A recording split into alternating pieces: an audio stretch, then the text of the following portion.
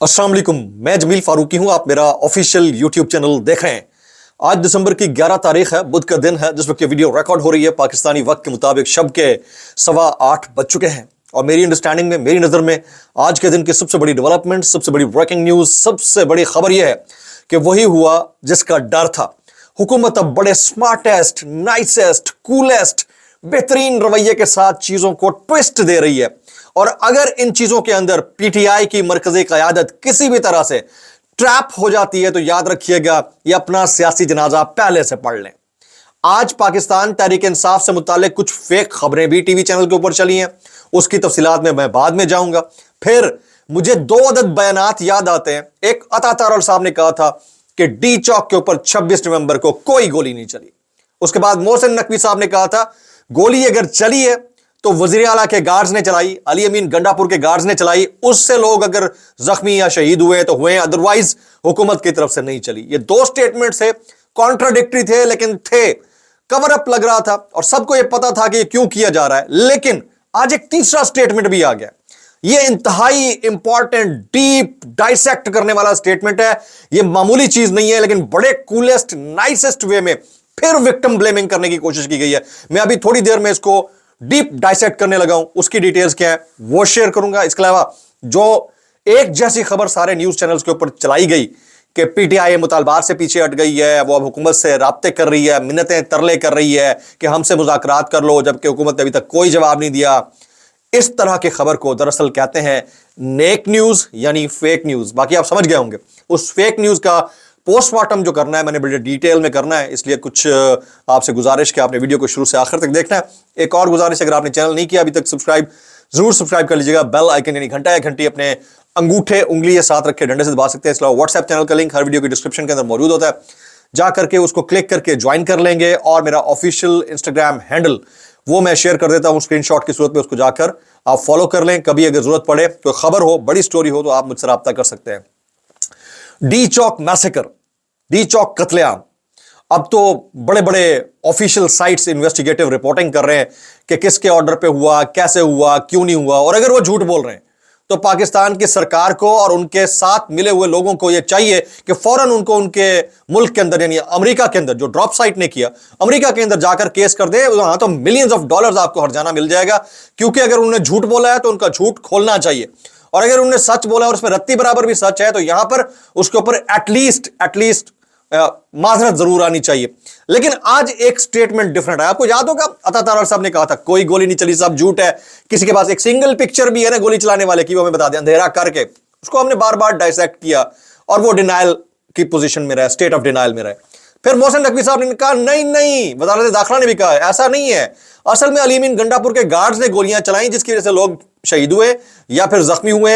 जो gun wounds हैं, उसी गन शॉट वूंड उसी वजह से। ये 2 स्टेटमेंट थे, आज तीसरा स्टेटमेंट आया। ये मैं आपको स्टेटमेंट सुना देता हूं, जरा गौर से सुनिएगा। इसहाक डार साहब अब से कुछ देर पहले सेनेट के अंदर बोल रहे हैं और मैं आपको आगे बताता हूं कि वही हुआ जिसका डर था। उसकी रीजन क्या है मैं आगे चल के बताता हूं। देखिए, गवर्नमेंट को ब्रीफिंग दी गई है, उसके मुताबिक हवाई फायरिंग जरूर हुई है, क्योंकि शायद लाइट उस एरिया में नहीं थी, आई वाज नॉट देयर। शायद शिबली भाई को ज्यादा बेहतर फीडबैक हो। और वो भगदड़ जो मची है और जो लीडरशिप पर भगौड़े हुए भागे हैं, जिसकी क्लिप्स मौजूद हैं सोशल मीडिया पे, that actually created all this mess. वरना अगर आराम से वो वापस भी जाते तो ये मेस नहीं होना था। तो अगर कोई जख्मी हुए हैं, कोई इस तरह का मसला है, तो मैं समझता हूं कि वो उसकी वेरिफिकेशन जरूर होनी चाहिए। पॉइंट नंबर 1, हवाई फायरिंग हुई है, एडमिटेंस। हवाई फायरिंग रबड़ बुलेट्स की होती है, लाइव राउंड की होती है। ये डिप्टी वज़ीर आज़म से या सेनेट के इस अहम रुकन से पूछना चाहिए कि हवाई फायरिंग लाइव राउंड की होती है या रबड़ की गोलियों की होती है, या फिर खाली शेल, जाली गोलियों की मारी जाती है ताकि लोग उससे सिर्फ खौफजदा होकर भाग जाएं, आंसू गैस, टेयर गैस के शेल से। अगर हवाई फायरिंग का लफ्ज इस्तेमाल हुआ है, इट मींस रेल बुलेट्स। और रेल बुलेट्स जो लगे हैं लोगों को, वो हवाई फायरिंग के वजह से लगे हैं, तो फिर भी you are held accountable for. फिर ये पहला सवाल पूछना चाहिए। दूसरा सवाल, बजाय इसके कि आप उस हवाई फायरिंग के ऊपर कंडेम करें कि हमारे लोगों से, पुलिस वालों से, या जो भी उधर इदारे मौजूद थे उनकी तरफ से फायर हुआ है और लोगों को लगे हैं हम उसके ऊपर माजरत करते हैं, गलत हुआ है, नहीं होना चाहिए था। आप कह रहे हैं क्योंकि वो हवाई फायरिंग हुई उसकी वजह से भगदड़ मची, उसकी वजह से लोग भागे, मैस क्रिएट हुआ और इसके जिम्मेदार भी वही हैं। यार कोई शर्म, कोई हया होनी चाहिए। पहले तो आप ये डिनायल में थे कि गोली नहीं चली, आज आप कहते हैं हवाई फायरिंग हुई है। हवाई फायरिंग का लफ्ज जो इस्तेमाल होता है वो ये होता है कि लोगों को नहीं मारा लेकिन हवा के ऊपर करके आपने बुलेट्स चलाए। अब इसको क्लियर करना होगा डिप्टी वज़ीर आज़म साहब को कि हवाई फायरिंग आपने रबड़ की गोलियों की कही है या लाइव राउंड की कही है, क्योंकि रबड़ की गोलियों की हवाई फायरिंग मैंने आज तक सुनी नहीं है, या मैं इसको टेक्निकल टर्म में जो एम्यूनिशन की टर्म है उसके अंदर मैं नहीं समझता कि हवाई फायरिंग की कोई टर्म मैंने आज तक सुनी है। तो छरों वाली गोलियां होती हैं या वो पैलेट गन्स होती हैं, वो भी हवाई फायर जो है ना उससे नहीं हुआ करते, डायरेक्ट लाइव राउंड मारा जाता है। और ये मशीन गन की आवाजें आ रही थी, ये क्या था? अगर ये सब कुछ था और उसके बाद ये सब कुछ हुआ है तो मुझे बताएं कि कौन सी भगदड़ ऐसी थी, कौन सी भगदड़ ऐसी होती है जो लाइव राउंड के बाद नहीं मचती है। यानी इसका भी आपने तमाम तर ब्लेम जो है वो लगा दिया किसके ऊपर? विक्टिम के ऊपर या सर्वाइवर के ऊपर। और आप कह रहे हैं कि इसके बावजूद अगर आपके पास कोई नाम पते हैं लोगों के, आप हमें बताएं, मैं उसकी इन्वेस्टिगेशन करूंगा।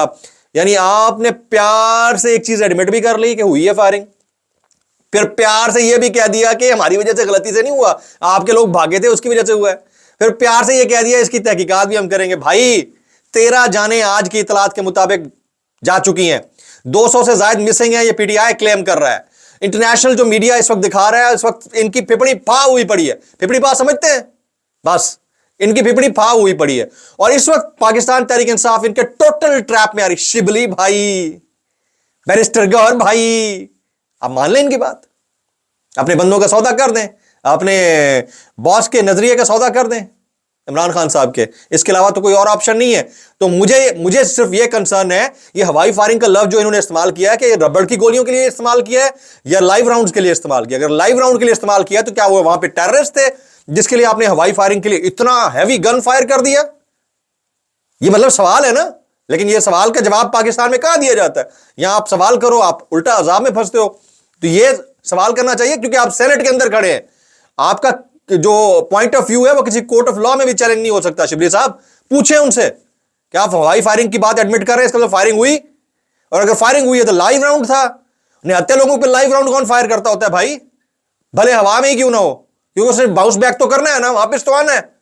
ये किसके साथ दो नंबरी कर रहे हैं? और नाइसेस्ट वे में, बड़े कूलेस्ट, स्मार्टेस्ट, नाइसेस्ट आप आ जाए इनके ट्रैप में, और आपने आना है, हमें पता है। आज जो एक खबर चली है थोड़ी देर पहले, मैं आप जरा उसकी तरफ आ जाता हूं। मुज़ाकरात के लिए हुकूमत से खुद राब्ता, पीटीआई अपने पेशगी मुतालबात से पीछे हट गई। यह खबर चलती रही है सारे चैनल्स के ऊपर।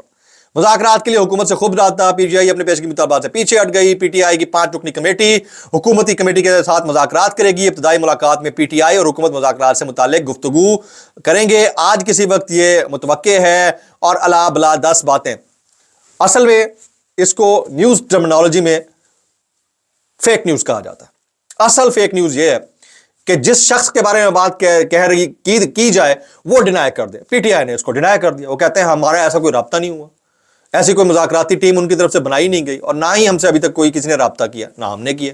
जब उन्होंने डिनाई कर दिया तो दूसरी तरफ से क्यों चल रहा है? और सारे टीवी चैनल के ऊपर जो भी खबर चल रही थी same as it is, point to point, लफ्ज बलफ्ज सेम थी। ऐसी खबर को फेक न्यूज़ कहा जाता है। बगैर वेरिफिकेशन के जो मैसेज डिलीवर होता है हुकूमत की तरफ से वो चला दिया जाता है, and that's called fake news. क्या इस तरह की फेक न्यूज़ के ऊपर कोई कार्रवाई होगी? और पीटीआई को यह सवाल पूछना चाहिए कि असल फेक न्यूज़ तो ये है, हमने तो नहीं की बात ऐसी कोई। हमने अगर ऐसी कोई बात नहीं की है तो आपने जराए से यह खबर कैसे चला दी? जाए कोर्ट ऑफ लॉ के अंदर जाकर इसको प्रूव करेंगे ये फेक न्यूज़ थी। आज तक की हद में ये फेक न्यूज़ थी, कल हो सकता है आपके राउंड शुरू हो जाए। कुछ मजीद खबरें शेयर कर देता हूं। तोशाखाना 2 केस में बुशरा बीबी की जमानत मंसूखी की एफआईए की दरख्वास्त पर समाअत कल इस्लामाबाद हाई कोर्ट में होगी। जस्टिस मियां गुल हसन औरंगजेब ने बुशरा बीबी को नोटिस जारी कर रखा है। अच्छा, इसहाक डार ने यहां पर एक लफ्ज और कहा, कहते हैं मैं ईमानदारी के साथ कहता हूं हुकूमत ने किसी इदारे को पीटीआई पर मुकदमात कायम करने के लिए नहीं कहा। तो ये अपने आप को क्लीन चिट दिला रहे हैं, और अगर किसी को नहीं कहा तो फिर कौन कर रहा है भाई? तो फिर जिससे मुताल्लिक ये राय कायम हो रही है, हुकूमत अगर पीछे हट रही है तो जो इनको बैकिंग दे रहे हैं उनको इनका मुंह ठीक कर देना चाहिए कि भाई आप लोग झूठ बोल रहे हो। 2 चीजें हो सकती हैं, या तो ये झूठ बोल रहे हैं या कहीं और से झूठ बोला जा रहा है। That's it. तीसरी बात तो नहीं हो सकती ना। या फिर इनको लॉलीपॉप दिया जा रहा है पीटीआई वालों को, और मैं आपको सही बता रहा हूं, ये इनके लॉलीपॉप में जल्दी आ जाएंगे।